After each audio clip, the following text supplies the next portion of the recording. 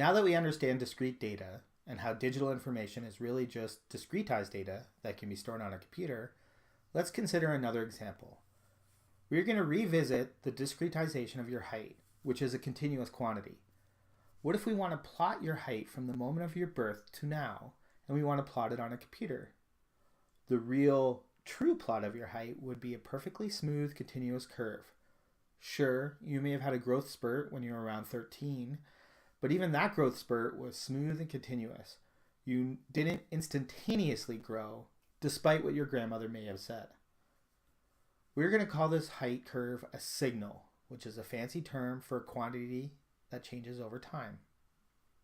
We want to discretize your height signal, but this discretization is going to be a bit more interesting because we need to discretize in two different ways or dimensions.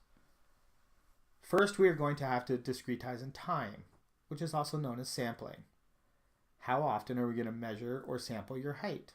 Once a year, once a month, once a second? In practice, you want to sample at a regular interval, which is known as a sampling frequency, and it depends on how often the signal changes. For your height, once every 5 years is definitely too infrequent and would not capture the data very well. Every year is pretty common, and your parents may have measured your height every year when you were little.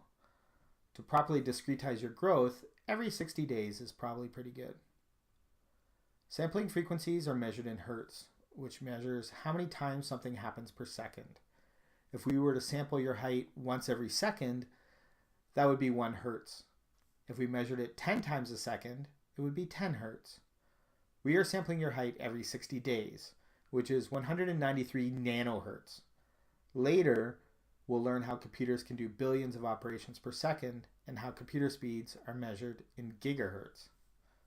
So by sampling your height every 60 days, we have discretized the time, or the horizontal axis. We now need to discretize your height, or the vertical axis. Again, we have the question of what an appropriate amount of discretization would be. Measuring to the closest millimeter is probably good enough. Note that if we zoom in, we can see that your plot has the jerks or jumps associated with discrete data.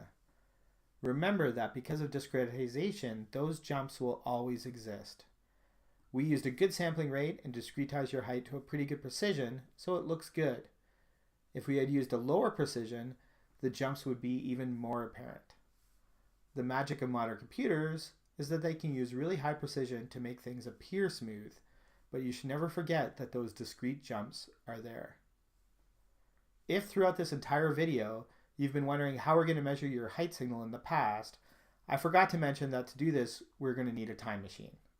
Forgive me, I wanted to focus on the digitization, not on the practicalities. However, it does raise an issue that some people struggle with, and that is the loss of information that occurs every day.